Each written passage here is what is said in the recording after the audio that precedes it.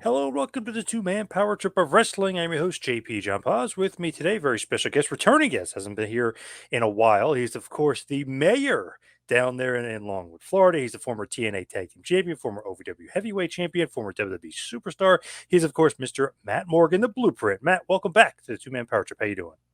Hey, it's been quite a few years, right? But it's great to be back, man. I'm proud of all the work you've been doing, Boz. Good job, man. Thank you, thank you. So, what's going on in your world? You're the mayor. What's up with you? So right here's a living, breathing example of it. Constant unpredictability as far as um, residents. If they have it like tonight, we had a guy who, the he lives on the other side of our one of our stations, one of our lift stations. So he was complaining about, the sewer water starting to come up through his storm drain. So I come flying over there because I like to be in person instead of just talking over the phone. I want them to. We're such a small city, so I like to be in person when I work with everybody and show them how much I take this seriously and their issues, no matter how small it may seem, is big to me. And long story short, I'm flying over there to help him with that situation, and then took my family to the gym. And like we were just talking before the show started, my son Jackson is nonverbal autistic, and so sometimes when I do interviews like this, I've got to do it from my truck because I can't predict the unpredictability of his behavior in the background, him yelling, and things like that. So I apologize for the terrible backdrop, but to those that used to follow me when I used to do the Wrestling Inc. podcast, they know this is status quo for me. Hey, all good, all good. But I love that you're like in-person mayor getting stuff done, like small town stuff. I like that. Yeah, that's why it's a driver for me. It's like you get paid. Good lord, I think we get paid. I just figured this out the other day. I think after taxes, I think it's something ridiculous, like nine. I don't know. It's not even $1,000 a month. You do it because you want to improve and change your community, and me and my four fellow commissioners have definitely done that. Previously, I'm not saying it's all because of us, because that's arrogant as hell, but we made our city stop being a city that used to drive through in transition to get some of the bigger cities to do things with your families in the weekends. We now put in a humongous 6.5 acre, $4.5 million Ryder Park. We're now having concerts at our city. Comedians. I've had wrestling fundraisers I've done there to raise money for our local high school team getting anti-concussion helmets. Tons of cool stuff that you do in person. But again, changing this city around for the better. We're only 16,000 residents. So if you can't get off your ass and show up in person to help one of your residents, then in my opinion, you ain't doing it right. How do you go from the wrestling world to the politic world? Like, how'd you get into politics? Brother, I couldn't have been the polar opposite end of the world with this type of genre because I got to be real. I wasn't somebody that was like, watching the news. I wasn't following politics. I grew up a default Democrat, I would say, because I grew up in Connecticut. That's where my mom and dad were. So, like, I couldn't even tell you why I was in a party, if any, at the time, let alone what each party represented. That's how far off the path I was with politics. I always hated it. I always thought it was very divisive. So I stayed away from it, right? When you grow up as a kid, my mom would always tell me, publicly you don't talk money, religion, or politics. And I see why she gave me that advice because it's so darn divisive. And so I ended up first filing as an NPA, no party affiliation, and decided to run for office because my son Jackson was born in 2014, January 7th to be exact. I was going to be re-debuting with WWE that year, January 2014, in the Royal Rumble. I was supposed to be a surprise entrant. And I had new gear made, new boots made. I was coming back. They're going to let me be the blueprint. It was awesome. I was really stoked. But when my son was born, I was not expecting this feeling to come over me that came over me in the delivery room. And it was that I can't be away from him. I cannot. I begged God for 12 straight years. It took us 12 long years to have him to begin with. Now he's in my hands, and I'm going to go on the road 4 to 5 days a week. No, no. And I've been pretty smart with my money for those 12 years of my career. Um, I was able to purchase my house with cash, you know what I mean, and do things the right way and save a lot of it. So I thought it was time to start the next part of my chapter of my next story of now being a dad. I wanted to be a present father. And longer story short, I started paying attention around my city, who makes the decisions around here. It started like that, honest to God. And then I realized it was told to me we have a city commission. I learned what their responsibilities were. So we had a couple guys that were in office for 20 plus years with no term limits. And I was like, hold up. So once my neighbor started hearing this riffraff, I started getting like post-it notes on my front door, index cards in my mailbox of like different residents in Longwood saying, dude, you'd be perfect for this. You don't like politics, number one. So that's a good thing in this Yep. instance. Number two, ain't nobody hands in your pocket to tell you what to do. You're going to stand up for what you believe is right. And what I started to learn was not only am I going to stand up for what I think is right, if I'm doing it right, I'm supposed to stand up for what my residents think is right, no matter what party you're in. I am a conservative now. However, that's when you do this job, it is a nonpartisan role. Like you don't not pick up your phone because there's a Democrat calling you. You don't not pick up your phone because Right. that Yep. right. So we have a very nonpartisan role when you really think about it, because we're not talking about the key issues that really divide our country, whether that's abortion or things of the like that are big separators between the two parties, unfortunately. And so because we don't face those issues on the city level, I just get to work and get the work done and be everybody's conduit. That's the deal at the end of the day. Everybody's 7 foot, 300 pound megaphone. They're conduit. Their spokesperson at the end of the day. I don't even believe that seat I sit in up on that dais is mine, brother. I believe it's theirs, and I rent it from them every 4 years until they say, "Hey, you've done a good job, but we want this person instead." And when that happens, then that happens. Um, but I never had any long-term plans with this. I just, when my son ended up getting diagnosed as well as being nonverbal autistic, that was the cincher for me. That okay, I was very lucky, very blessed to have been an American Gladiator. Had a little bit of run in WWE. Had a professional wrestling career for 12 years. Majority of those 12 years was on national television, whether Spike TV or WWE's TV. Um, aren't I supposed to use this for good? Aren't I supposed to try to use this as a vehicle to help others? Yeah, I always felt that's what I was supposed to do. And so that's how somebody like me, who had absolutely no clue whatsoever about politics, and hated politicians somehow became a public elected official. So now that you are in politics, any aspirations to go even higher in the political world? You say so. The athlete in me, right? I played basketball, baseball, football through high school, college basketball, and football player on a Division I basketball scholarship originally. So I'm very competitive in anything I do. If we're playing, you know, ping pong, I want to smoke you. If we're playing pool, I want to beat you, no matter what it is. And for this though, it's very different because part of you goes, you wanna be able to serve more people. You want to be able to take what you've done here on a smaller level in a smaller city and try to apply it to, is that a senator seat? Is it a House of Representatives seat? I don't know. Um, but what I do now I've been doing this for 7 years. I got elected in 17, my first term, and I got reelected again in 2020. We passed term limits, by the way, when I first got elected. For hallelujah to that, right? And Right. you can only serve 3 4-year terms, which I tried to push for 2 4-year terms, and that's it. Out the door, get somebody new with fresh ideas in there behind you. But they settled for 3 4-year terms. So hey, that's still good. We'll take it. But part what I want to say is like the competitive part of you wants to climb, but at the same token, you can't do that if the people don't want you there. Meaning, I felt like I answered the bell because our residents here in Longwood asked me to run. They took a former pro wrestler who had not a political bone in his body and said, "Hey, we think you can use your vehicle. You can put a spotlight, get us attention on things in this city that we need help with, Matt." And I worry that if I did run for higher office, would I get that?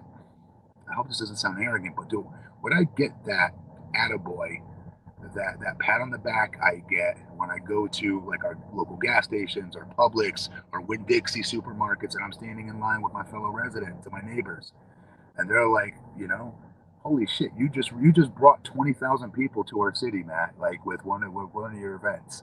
Like our 16,000 resident city has never seen 20,000 people at one time, at any given time, in our city's 100 plus years of history. Um, so would I lose that? Because obviously you don't do it for the pay. You do it because you do see the positive impact you're making. And would I lose that if I go up higher levels? Right? Do you think? I mean, I'm sure the governor here probably gets it. You know, when he goes into a gas station or something like that, right? Yep. Uh, but I don't know if he gets it on the level that I get it, that me and my fellow commissioners get it everywhere we go in this city, or with people that don't like what we're doing and want to complain about something. I just think you lose that one-on-one experience that I get a huge high out of. It's a natural high to me, and I worry I'll lose that if I go up higher. But again, I don't want to predict the future because who the hell knows? I just know I got to carry out what I've got to carry out here through 2024. That's when my term will be up, um, and then make the decision from there. But I plan on coming back to the city of Longwood again for another 4 year term after this. Unless something changes. I don't. That's why I don't like to make predictions like that because I went from being, about to re-debut in the Royal Rumble to like that being a dad, and now, whipping my nose in the world of politics and maybe one day being an elected official. That happened very quickly. So tough thing to answer, man. Now you mentioned the 2014 Royal Rumble. I don't know if I was familiar with like the backstory of it though. How did you kind of come to like almost return to WB, them give you the blueprint gimmick again? Like how did that all like come to pass? How was that going to happen? Great question. Not many people ask me that. Good question, John. Um, so this and what made it even crazier was it was at a time. I don't know if you guys go back in time, if you could, and look back at some of the old, wrestling websites, news sites, and things like that back then. This was at a time where Hunter really didn't want anything to do with TNA wrestlers. Um, so when I asked for my release from TNA, I had just so I did one last match where I was supposed to lose to Sting and do good business and then leave. And that's what I did. And I already had put feelers. I mean, I put feelers out there as soon as I left about wanting to come back. I was originally told when I was released from WWE way back in, I don't even know when that was, 2006, 2005, something like that, to go out there and get main event experience. I'm not somebody that can just come in and be some mid card guy. I can't be the bottom of the card guy because I'm too damn big and it looks awkward. Yep. Jim Ross used to tell me that all the time. And Johnny Ace told me the same thing. Go get main event experience, go to Japan, and come back. We'll bring you back a couple years later. Well, I started talking with Jim Cornette and others at Jeff Jarrett at TNA. I saw them coming up. I saw their roster. I saw a ton of youth there, but I also saw an opening for a big man. They didn't have anybody but really Abyss at the time. Lance Hoyt, but still wasn't wrestling he wasn't working to his size just yet. Lance was still doing moonsaults and things like that. So there was an opening there. I was hoping for, and Jim Cornette did a lot of work to help get me in the door to be his bodyguard on television. Long story short, I got that main event experience. I headlined 7 pay-per-views with TNA while I was there, and so it was time to go back to WWE. And so I put the feelers out there to agent friends of mine that were there.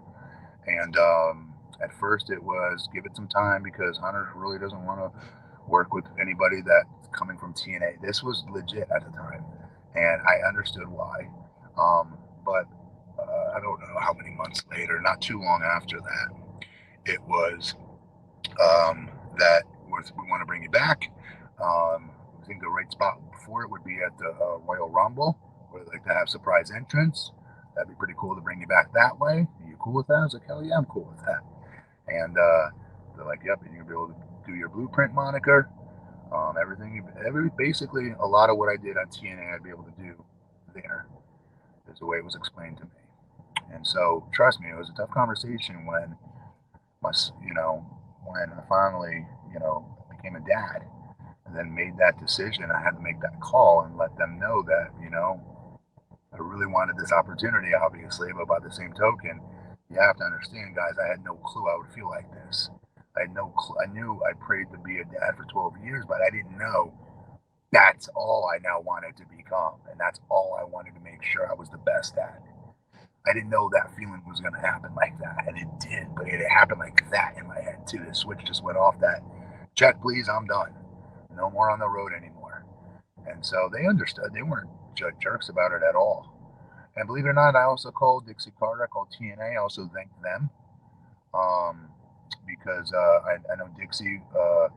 I shared with her, how hard it was for me and my wife to both have kids. My wife by herself was told she couldn't get pregnant. Me by myself was told I'll never father a child on my own. Like, with my genetics or whatever the situation was with me. So combined, we had like negative chances of having kids naturally. So we went through 8 bouts of IVF with Dixie, super expensive. It was like 20 grand a pop. Wow. And I think it was the cheapest.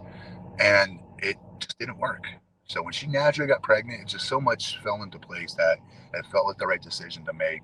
And I don't second guess it one day ever since because that little boy needs me just like he needs my wife, his mom. And we're a tag team and working with him every single day because every day, brother, before we go to school, me and my wife Lourdes are taking him to either occupational therapy, equine therapy, feeding therapy, sensory integration therapy, or OT or speech therapy. So like 5 days a week, he goes to an outside therapy before we take him to his all autistic charter school for the day.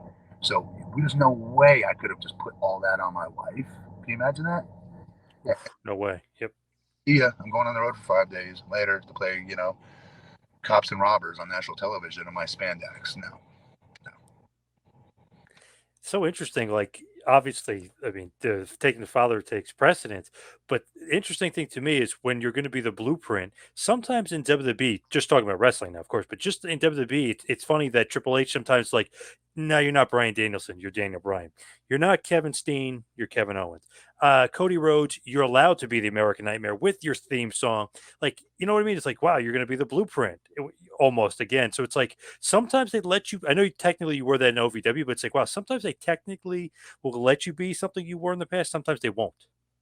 Great point. I also think it goes back to my size, right? Like I remember telling Vince this when Vince pitched the stuttering character to me. Now, remember, just before I want to preface, I was trained from the old school method that look, if they come up with something for you on creative, they say jump, you say how high. Yes, I can do it. You lie. Even if you can't, you lie and say you can do it. Yes.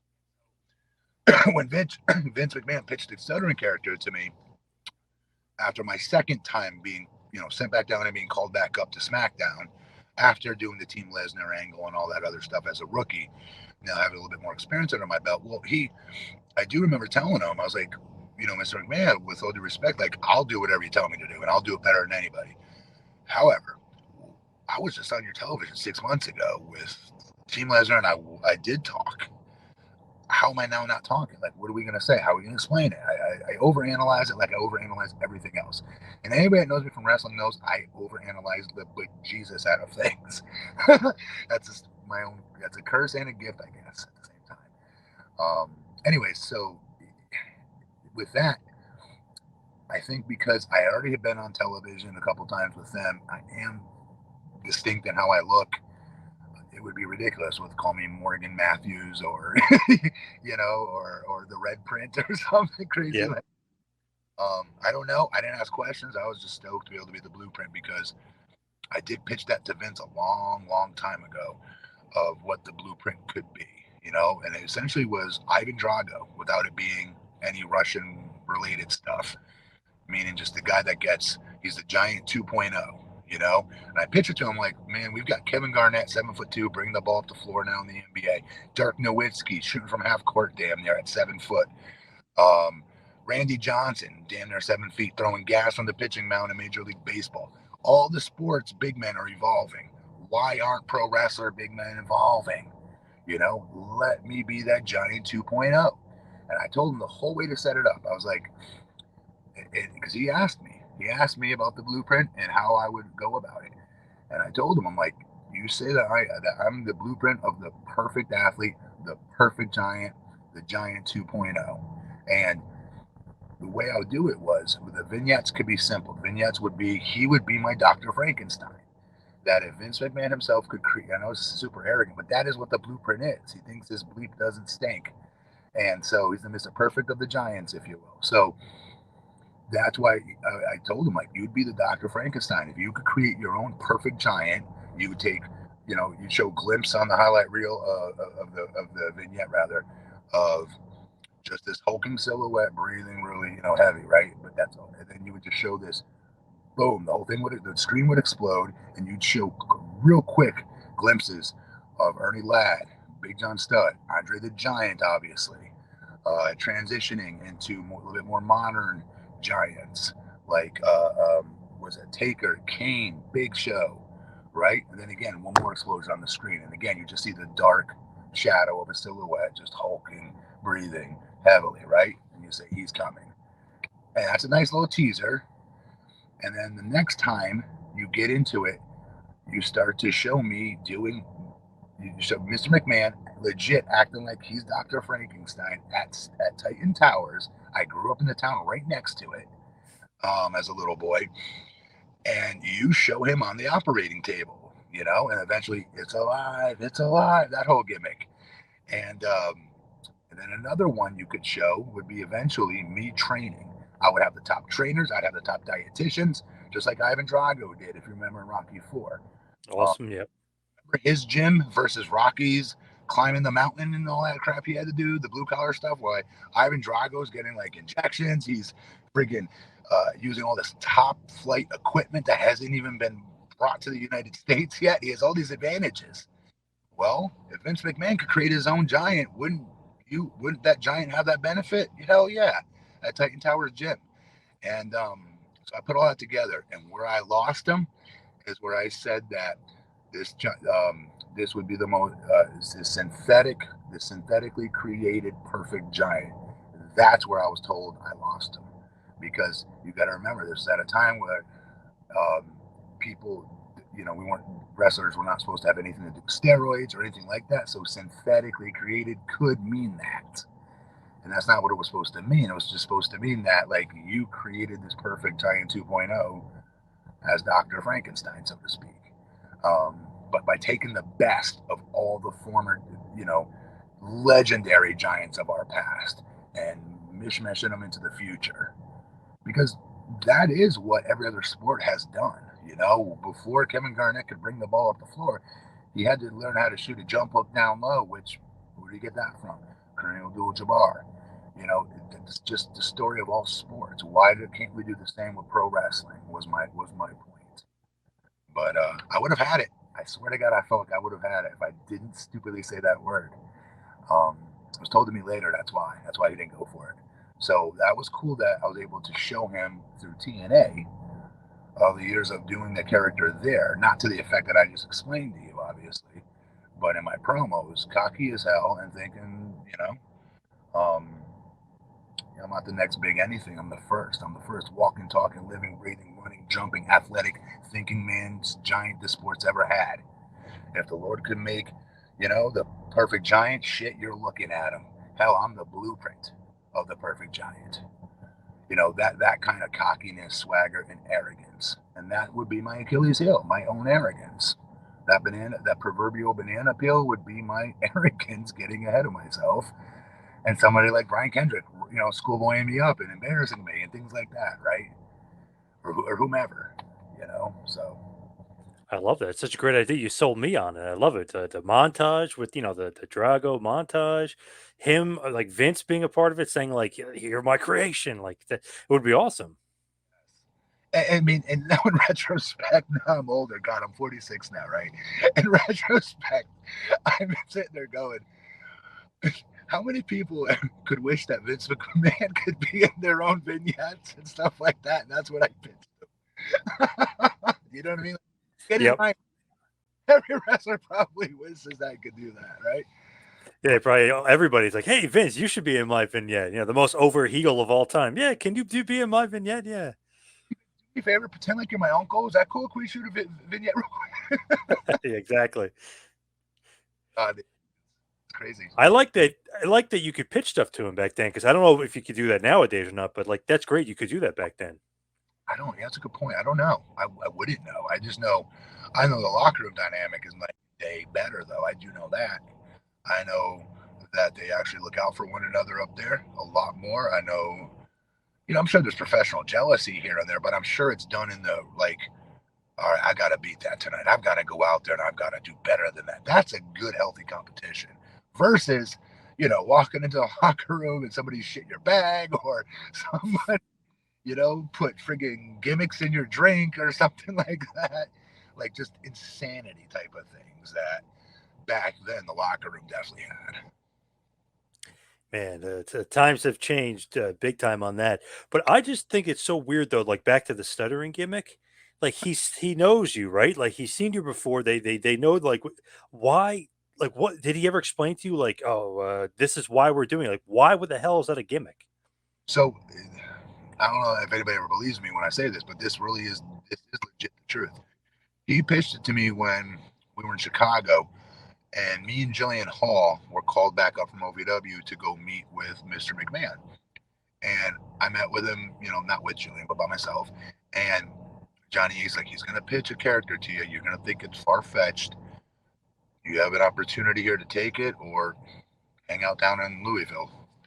And, in retrospect, maybe I should have. I don't know. I just know I was trained the way I was trained to, again, you tell me to, throw a pink jockstrap on my face or a thong on my face and walk backwards to the ring. If that's what I'm told to do by the company that's paying me, I am supposed to do it. That's how I was, like I said, I was trained. Retrospect, I think differently today, obviously, but anyways, I'm still young and impressionable, right, at the time. And this is a guy that I idolized for so many years for giving me and my brother so much years of entertainment. Keep that in mind too, right? I wasn't intimidated by Vince. I was always just very grateful and thankful. And I think that's different than being nervous or timid around him. I definitely was never timid. Always felt very comfortable talking to him. But anyways, the way he pitched it to me was that I think I've said this. I haven't said this in years, but I think the way he pitched it to me was again. He's like, "Well, have you ever gone into like a nightclub and see this really beautiful woman? I mean, just beautiful." And I'm like, "Well, I'm sure we all have." I'm like, "Yeah." And he's like, and then you go up to her and you talk to her and you try to like, communicate with her, and then she has this really deep voice. I'm like, no, no, no, that's never happened ever. He's like, go along with me. I'm like, and I'm like, okay. He goes, that's an Achilles heel. We need you to have an Achilles heel. You look like $1 million, right? Everybody tells me you're super educated. You have all these great things about you, but you don't have an Achilles heel. Matt, if you're going to be a successful professional wrestler, you have to have, especially as a heel, you have to have an Achilles heel. And I was like, okay. And he goes, for years I've been wanting to put this on somebody that I thought that was confident in enough themselves. When they get on a microphone, they're not going to get nervous, that they're going to be able to pull this off. And I think it's you. But I swear to God, as my witness, he told me he wanted to put this on Brock Lesnar at one point. Nobody will ever believe me, and I don't blame you for not believing me. But as God is my witness, he did say that. Somebody, again, is super muscular, super jacked up, has every accreditation there is athletically, um, all these types of things, right? But then you put that on him. I don't know. I'm just telling you that's how he pitched it to me. And again, he didn't need to tell me all that. He could have just said, Matt, your new characters, you're stuttering. And I was like, okay, no problem.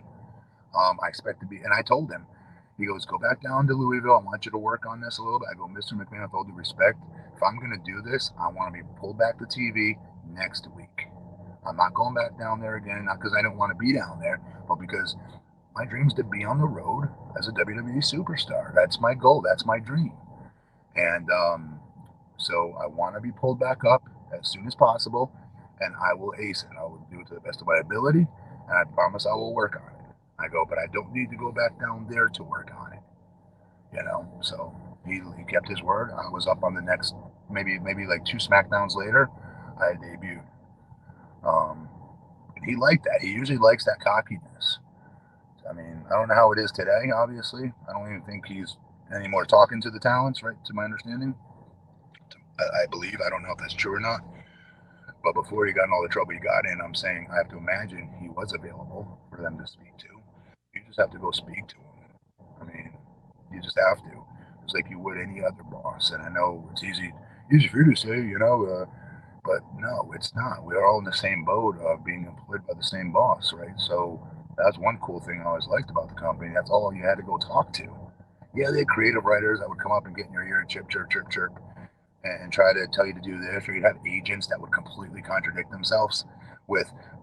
That was a hard part for me down there, by the way, when I was in WWE. I'd have agents telling me to do this, but do this, and do this, and do this, and they would constantly contradict each other. Um, so that was tough for me to learn how to. What the older veterans would tell me to do back then was take something that they're telling you, Matt, and make it work for you. Okay, well, I don't, very young in my career, I didn't understand how to do that. Where I'd have some agents going, "You're super athletic, you gotta show your athleticism," and then others saying, "You need to work like a giant, work like a big man. You're not here to be Rey Mysterio, you're here to be Matt Morgan, big giant." So right there is a complete contradiction. And the agents are the same level of agents too, by the way. One wasn't more over than the other; they're equal. And I'm just like, how am I supposed to digest that? But maturity, I think, is a big part of that. Being so young is another part of it. So it was cool as the light bulb went off for me, not when I was with them, but all the stuff I learned from them when I went to TNA. That's funny because like the political minefield of even like the agents is even like you're like, gotta swerve around them. Crazy world there. Percent right. When you look at it though, like at first when I thought when I was doing the stuttery thing, I'm like, oh, it's gotta be like a rib on him because he's smart and he could talk and he's huge. So there's gotta be some sort of rib. But the way Vince explained it doesn't sound like a rib at all. No, they were in no situation Yeah. to be throwing ribs like that. You kidding me? They're trying to find their next Rock and Stone Cold and whomever. Yes, to be fair, they had Cena and Orton that were the going to be the anointed ones, along with Brock and Batista, that were ahead of me. They were young, no, they were older than me rather. So I was in the next class after them, right? So yes, they did have their next generation star main eventers for WrestleMania for the next 10, 15 years with them. But by the same token, they didn't. It's not like 6'10", 6'11", 7 foot dudes growing on trees, that graduated at the top of their class with and could talk like I can. And I'm not saying I'm Jerry Lawler by any stretch of the imagination when it comes to promos, but I can string sentences together and, in my opinion, sell people into a building to see me get my ass kicked. When you're being told like, "Oh, act like a big man," do you go to like Undertaker or somebody, a guy of your size and obviously a legend, but a guy that's a veteran? Do you go to a guy like Taker and say, "Taker, what should I do here? I mean, you know better than anybody. What should I work? What should I work like?" Let's talk about bad timing, right? Whenever I was on SmackDown, majority of the time I was there, Taker was not there. Like he was hurt. Um, Maybe he was in between his character. I don't know. I just know he was there a little bit during my stuttering character. The second time I got called up, which was much shorter than the first time I got called up. First time I got called up on the road, I think I was up there for like, I don't know, 8 months, something like that. The second time was like 3 months, 4 months, and then he was on the roster then. Um, so yeah, I mean, honestly, it was just more about like training stuff, like blow up drills. I remember doing with him, and things like that on our overseas tours. But um, no, I mean, it was more like big show. Sometimes I'd go, ask questions too. But I'll be honest, I always kind of felt like that I was starting to ask questions for the sake of asking questions to pretend how bad I want this and et cetera, and doing the dog and pony show. And I thought it was very transparent. So not because I knew everything, and I'm not saying that either, but I didn't really have the questions about that part of it as much as I did the character stuff. Like what the hell am I supposed to do with this? What am I supposed to do? Should I go in the comedy direction with this stuttering stuff? Should I, keep it the way Vince sold it to me? I'm the one to try to take it into the comedy direction because that's what felt natural to do. Start getting, just stuck on a word, but then replace it with a completely different word. Yeah. But again, I never had direction with it at all. No direction. So it was just weird because Vince was behind the camera in my like first 3 or 4 promos, um, debuting that stuttering character. But nothing from creative. I always felt they're like, this is bullshit. You shouldn't be doing this. Like I always would hear that from them. So who knows?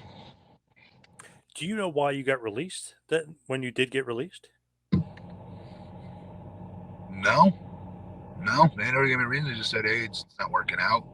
Um, we do need you to go out and get more experience. We need you to get main event experience. They're very explicit about that. I'm sorry, specific about that. Um, and I'd rather hear that and then come back in a couple of years. But if I'm being honest, I didn't come back to them in a couple of years because I was still pretty pissed that I put all that sweat equity like everybody else does. But he also gave me a albatross around my neck with a stuttering character, and I said, "How high? How high you want me to jump with it?" You know, instead of being boo boo face about it and bitching about it backstage, nobody ever heard me bitch about that character. Nobody, because I try to do it to the best of my ability. You reward somebody like that. You don't just shit on them. You know what I mean? You don't put them down and you don't just shit can them. You know what I mean? Now, a big part of my release was to get people to forget about that character and go to Japan for 2 years and then come on back. And to their credit, Johnny did help me get into New Japan. At the time, Johnny Ace, and I was very fortunate. I got to um, work a semi-main event at the Tokyo Dome show versus Yuji Nagata, and I beat him. It was the same night Brock Lesnar won the IWGP Heavyweight Championship that night, and me and Jindrak were friends, very close friends at the time. So he and I had a good time in Japan, but I was still using. And nobody knew that. I don't know if you know this, but I'm a 17-year recovered opioid addict. I was a fully functioning opioid addict, meaning you couldn't tell anything was wrong with me. It started when I first got called up to when I was in OVW with an injury. But again, you wouldn't see any signs of it because I'm not like my eyes ain't bloodshot. I'm not throwing up. I'm not late for work. None of that stuff.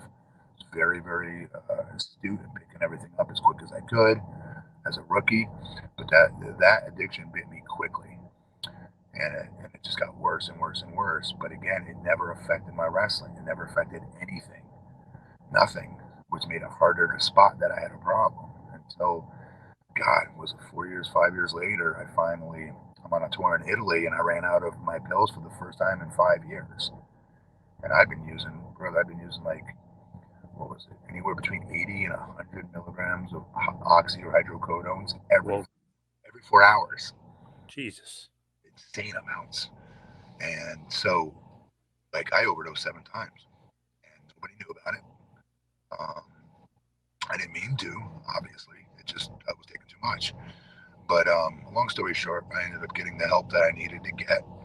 Um, and I was very lucky to come into TNA when I did.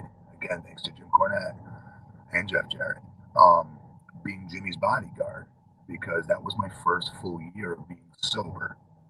And so, therefore, there was being in Jimmy's bodyguard on television was going to do 2 things, 3 things that the company was not aware of. The third one, I'll tell you that in a second.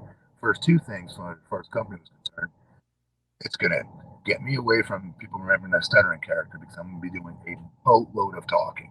Because I wasn't just Jimmy's like mute bodyguard. I would take over the show when he wasn't there. I would be the GM when he wasn't there. I'd be the matchmaker when he wasn't there. I'd be an authoritarian figure when he wasn't there. And it was all done that way on purpose. It's really good booking. It kept me like that for almost a full year of wearing a suit and tie. I couldn't rely on my physique anymore to look mean and tough and use my body language and things like that. I had to learn strictly just to use my words to get a reaction from the audience. For a big guy, that was very needed. It worked for me.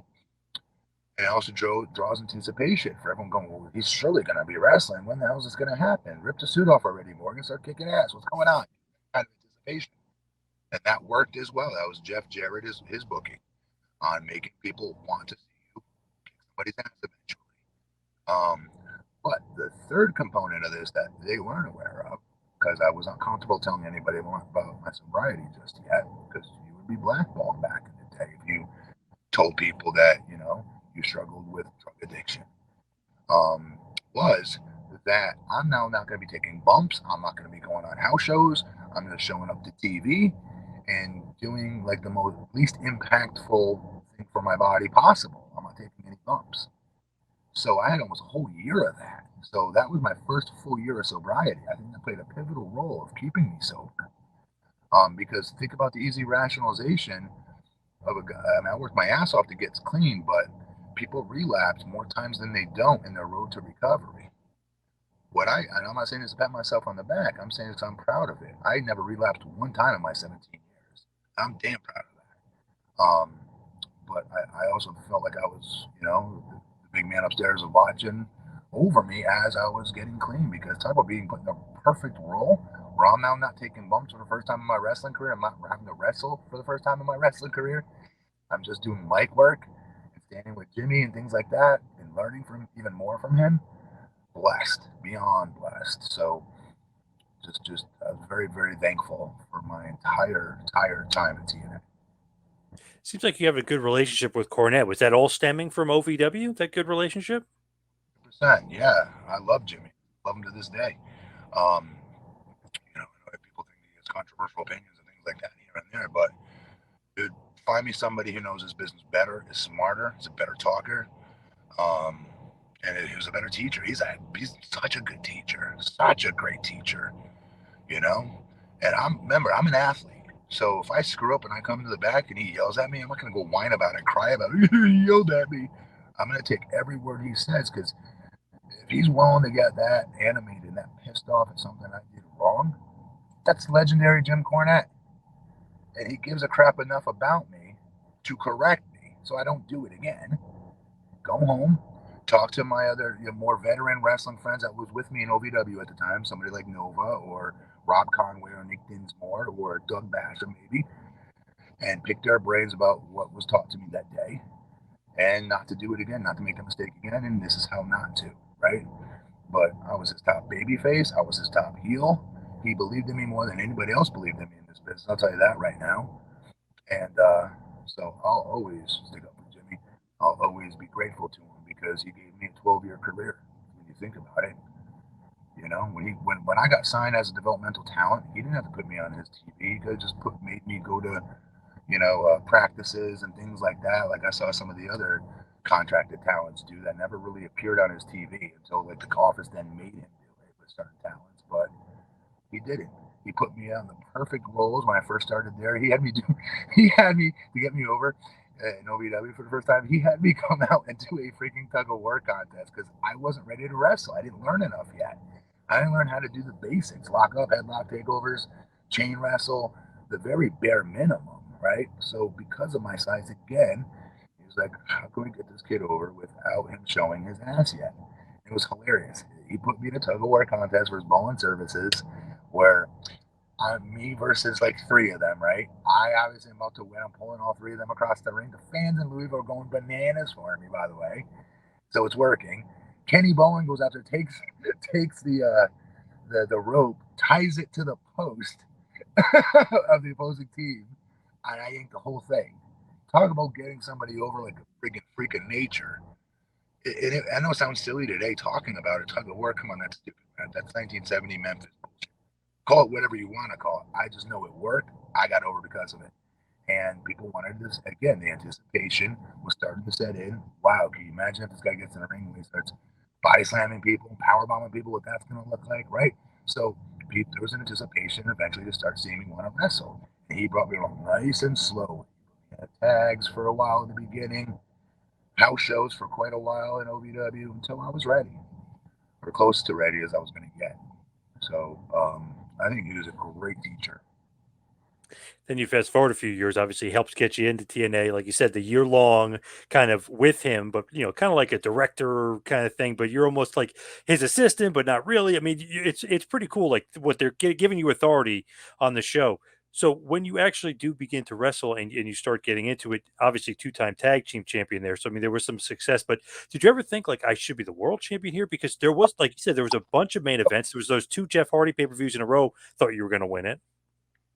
You and me both. Oh, buddy. But again, I mean, I feel like Mark today, yeah, he's 46 saying that, but call it what you want. I remember being let down by that, obviously.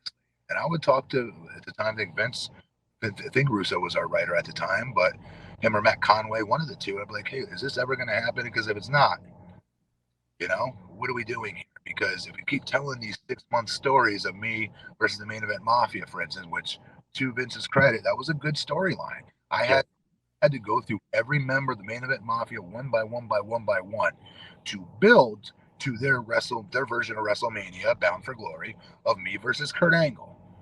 Okay, so you have me go through each and every one of these superstars, an understatement, Hall of Famers from the main event mafia, essentially.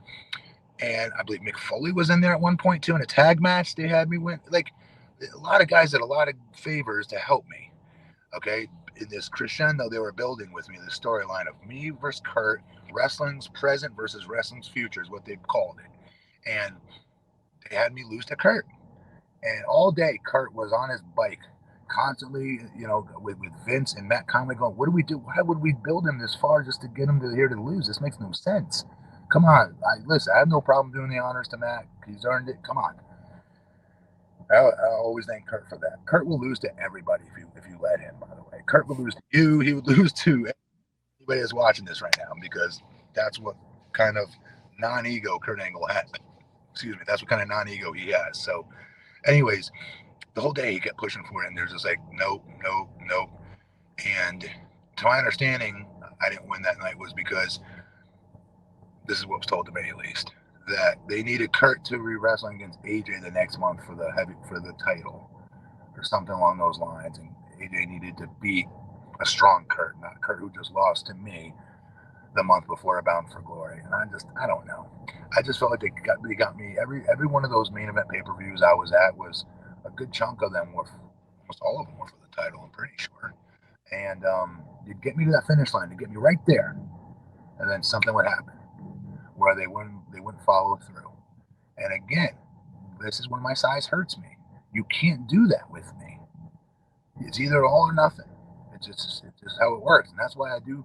Another reason why when I left WWE, they were very clear, like, okay, this was a miss. If our of us, getting you to do the Southern character, we need to get that stank off you. So go to Japan for a couple of years, come on back.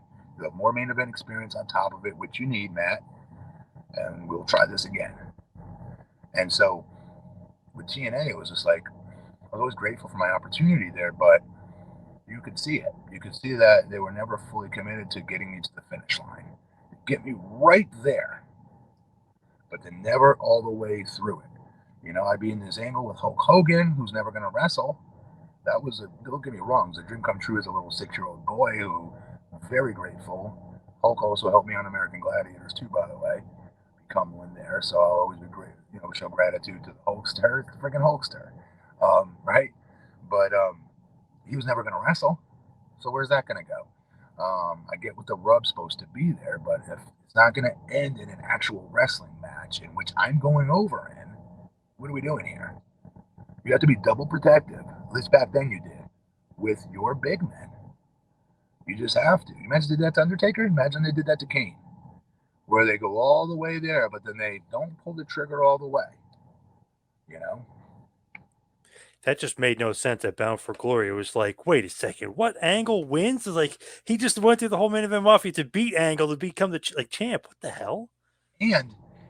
and that was my first 20-minute match, so I was really proud. So even though I lost, I went in the back, had a standing ovation. I never got one of those before, um, and it did work as far as me getting even more elevated because I just went 20 minutes bell to bell with Kurt Freaking. Didn't blow up, was in the best shape of my life.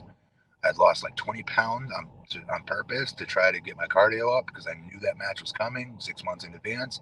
So to their credit, I'll give them credit on the long-term storyline booking because back then We were always being knocked, so was WWE, for not having long-term storylines. That was a very well-played long-term storyline until the final chapter, of course. But again, playing Monday morning quarterback today, who knows? That made no sense, and there was that feud with Jeff Hardy where you had the back-to-back pay-per-views, so it's like, okay, he lost the first one, but the rematch, he's definitely gonna win the rematch because everything kinda led up to like, the booking-wise, it'd be like, okay, he gets his revenge. You didn't get your revenge. That was weird too. I was like, "What the hell?" It didn't make any sense writing-wise, you know? He's gonna get his revenge, but he didn't get his revenge. Exactly. What the hell? What's the explanation? Again, I couldn't tell you. I really couldn't tell you, and that was asked backwards from the beginning. I mean, Jeff did the best job he could as being a heel, or trying to be the villain, the best job he could. But come on, ain't nobody paying hard-earned money to see Jeff Hardy get booed. Okay, Yep. have David versus Goliath. Ain't nobody cheering Goliath on, fighting from underneath. Are you kidding me? No. So no disrespect to anybody, but from the beginning that was cursed because we should have been flip flopped. I should have been the heel. Jeff should have been the face. That would have been very different. But again, how bad of a badass is a 7 foot heel if this heel can't win the big one? Gets to the big dance 7 separate times for 7 different pay-per-views or so, and then doesn't win. I wouldn't cheer me anymore. I'd be like, all right, we tried Blueprint. We were chanting next world champ for the first 2 years. You're doing this thing, dude. But yeah, they don't believe in you, so neither do we. You big galoot. Get out of here. That's what I would say if I was a fan. Yeah, it was almost like, wait a second, now he's even more pissed off. He's 7 foot, he's a monster, and he loses again to Jeff Hardy. It's like, oh, come on. Where were you to be my agent, man? I know. Damn it. Come on. Come on, guys. I know sometimes the booking, because I remember years later they did the same thing with Bobby Roode. He ended up losing the angle after winning the tournament. I was like, what the hell? They did the same thing again. Yeah. Something there. I don't know what it is. Where they always think like, and they're not wrong in certain aspects, right? Like Kurt Angle's, the Booker T's, the Kevin Nash, all these huge names, Scott Steiner. These are Hall of Fame names. I get that. But at the same token, you got AJ Styles, Samoa Joe, like what they considered us as their young guys. That's how they looked at us. They thought like me, AJ, Samoa Joe, Magnus, Eric Young, Jay Lethal, Motor City Machine Guns. Crap, we had the Young Bucks. We had so much talent on that damn roster that they would consider like the young guns coming up. Like, Mother Fletcher, I'm in my 30s. What are we waiting for? Pull the trigger now. What are we doing? Like, Yep. because of that, Bobby Roode, James Storm, I can't even say I should have said their names first, by the way, in that category. And the list goes on of how many great talents we had there. I would argue, and I'll say this to anybody, our roster from 2008 to 2010, I will take any day of the week over WWE's. I swear to God on that. Go compare them. You'll see what I'm saying. And the problem is they looked at us. We ended up being part of Fortune together, many of us. AJ Kazarian, Pure Money, me. I think Doug Williams was in it there for a minute, but Ric Flair. My point is, they would look at those older guys like that they can't be beat. Very rarely would they book them to lose, and it's like I get you need them to get the eyeballs on the show. I get that, but to continue to what are we doing to create new stars? Oh, they're not ready. This guy's not ready. Or this guy has this look that I just don't like. Or all the excuses I've heard from them over the years, just excuse my French, is bullshit. At the end of the day, it's BS. They were always very, not just me, all those talents I just say. Changing AJ Styles, why would you need to change AJ Styles? Why? What needed to be changed about AJ? Nothing.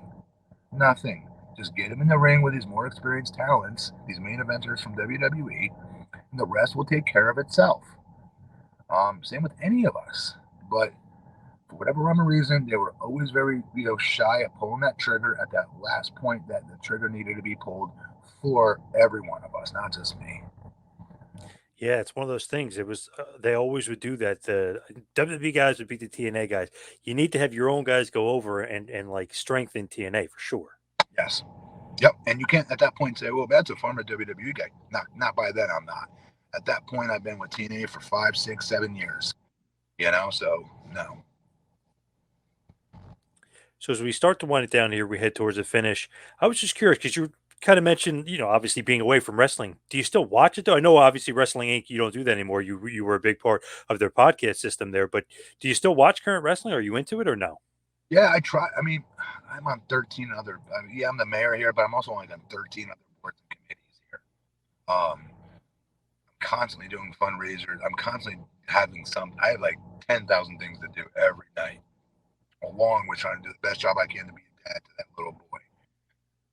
So I try to carve out 2 hours, maybe three at most, per week, where I'll go into a room with my son Jackson, who's now 9, and he could feed for a body slam on the bed. I swear to God, he can. And he watches it with me, and so for that reason, we'll watch. And I try to cheer on the AEW guys. I like, when they all started up, I was pretty excited about that.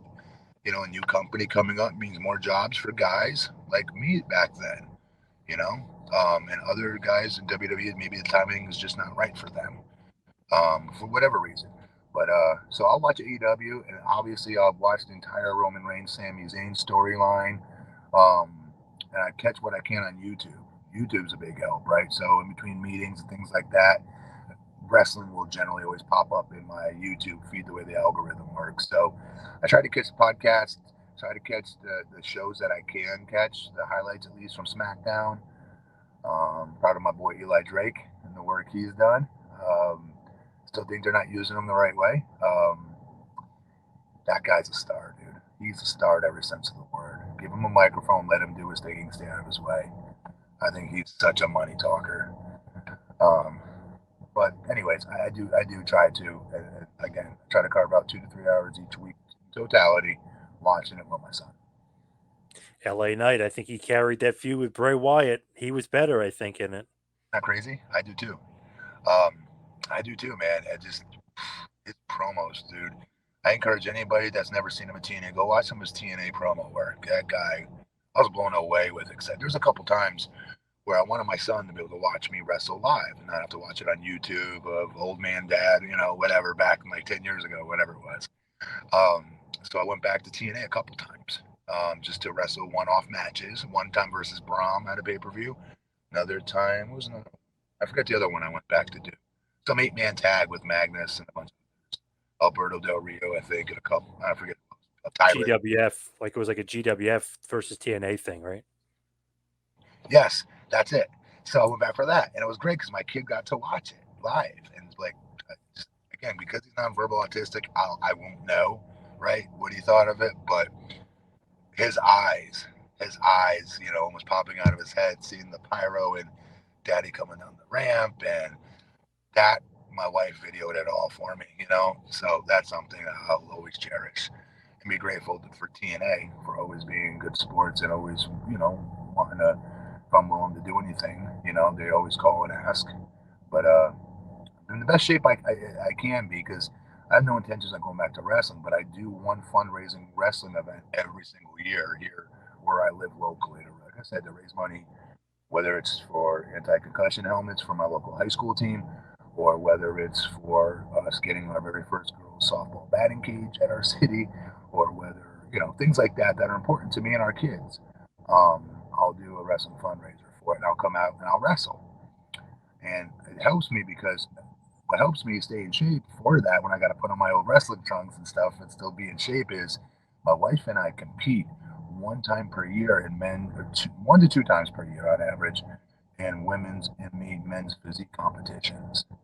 Um, and if you've seen my pictures online, it's like I wish I figured out how to do this diet thing early in my wrestling career because I've never been able to have abs on me, and now at 46 I do. So it's crazy how much wiser we get when we, right? Yep.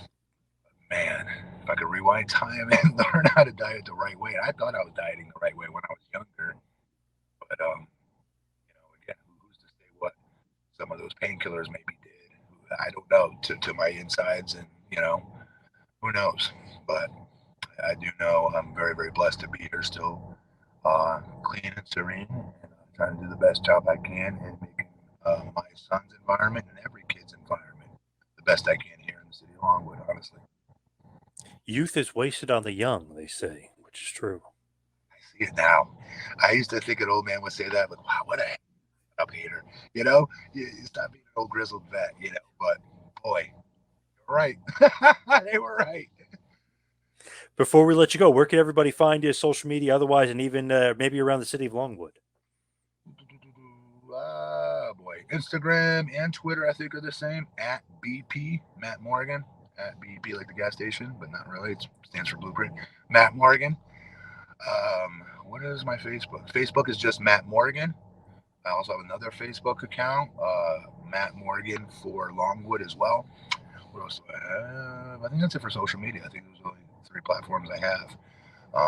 City of Longwood is at City of Longwood, obviously, on all three social media platforms for Instagram, Facebook, and Twitter.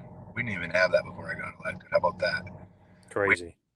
had a Twitter account that had one tweet since 2014 when I got elected in 2017. Before I let you go, I got to brag on this because I'm proud as hell of this. So Yes. when I ran for office, I told everybody that, okay, I'm going to do this, but I'm going to need your help because my job is to carry out what you all want. That is really the job. I'm supposed to create policies that you all want to see enacted. So to do that, I know you guys don't go to these meetings because there's like 10 people at these meetings that I've seen of the commission before me that I'd go watch. And so like, it's at a tough hour and I'm sitting home with my family to eat dinner. I'm like, those are all very good reasons. Okay. So did my due diligence, did my research, and I made us the first city in the southeast region of the United States of America to adopt Facebook Live stream to all of our city commission meetings and have it also be ADA compliant. And that changed the game for us in this city because now I'm getting feedback from everybody, lots of people, I should say, in our city that may not be physically at the meeting, but they can watch it live. And what's cool about it is you can go back in time and watch it too. If you missed it, you can go back. Shoot, you can go back to 2018 when I first enacted it, and go back and watch those meetings even. So that I was super proud of that. So again, we had no social media existence before I started. I'm like, if we're going to do this right, we got to be where people are at. We can't expect them because we had a city manager at the time that would say, look, we post on what time these city commission meetings are at. It's posted in front of City Hall. Okay, if they can't come, then obviously they're not interested. They don't have anything to say. I'm like, no, no, no, no, no. Because if that's the case, I wouldn't be here right now because I didn't even know we had a city commission just 2 years ago. You know what I mean? So that the excuse, that's not going to fly anymore, dude. So we need to, I don't care how we need to do it. I don't care if I got to go knock on their door and serve these commission meetings on a silver platter to them while they're eating. So be it. Because if we're doing this right and we're being good custodians and being physically responsible with their freaking tax dollars, then they need to be part of it. That's literally how it should work. And that's why I like small government. That's great, though. You're like an innovator out there with that. That's great because I know a lot of towns do that. They do, but it's tough to do it while also being ADA compliant. That's I think the biggest part of why there not enough people were doing it earlier on. Honestly, we found a way to do it. I called different commissions in California, called one up north that was doing it as well. I asked them like, hey, what did that cost? How much did the cameras cost? How effective has it been? Have you seen a change, an uptick in people now, wanting to actually participate? And yeah, and so I made the motion at one of our commission meetings. Can I please bring back some statistics on this? Can I do a little bit of research on it? And I'll bring you back all the info I have, and if you guys like it, we can move forward with it. But then I just hit them with what I hit you with: that if we're all doing this job correctly, if you guys, I put him in a corner essentially. I said, look, if you want to be the type of commissioners that think you know more than 16,000 people, or you could be the type of commissioner that says, we're just renting these seats for 4 years. And our job is to be their megaphone, their mouthpiece, again, and their conduit. In order to do that, they need to know what's happening here. So you should want them to see these meetings to give you feedback, you know? And it works well. We have our strongest like other committees like Park. My wife's the chairwoman of our Parks and Recs advisory committee right now, putting on some really cool events going on in our city. We're planning an autism walk here, hopefully in April. Um, She's introduced her. She's Hawaiian. She's from Hawaii. That's where I met her when I was in college there. Um, Very proud of her culture. So she's put together our first ever Long with Luau that drew like 5,000 people. Um, cool events like that. I put together our very first ever Juneteenth event. I was very proud of that. I actually had idiots being like super, not rude, but just, what are we doing? Why are we doing that? I'm like, if I need to explain it to you, dude, don't make me explain this to you. You can't possibly be that stupid. Um, and we had the county's very first black mayor. Why is that not like not one of our top like three bullet points that you see when you look up the city of Longwood? Why isn't that? So it created a whole different things to really progress this city forward. And so for people out there, I think they can predict what a conservative will do. You haven't met me. Awesome stuff. Triple M, Mayor Matt Morgan. Thank you so much for all the time. Really appreciate it. I love you, brother. I mean that, and thanks for having me on, man. It was a blast. It was fun. It was like old times, man.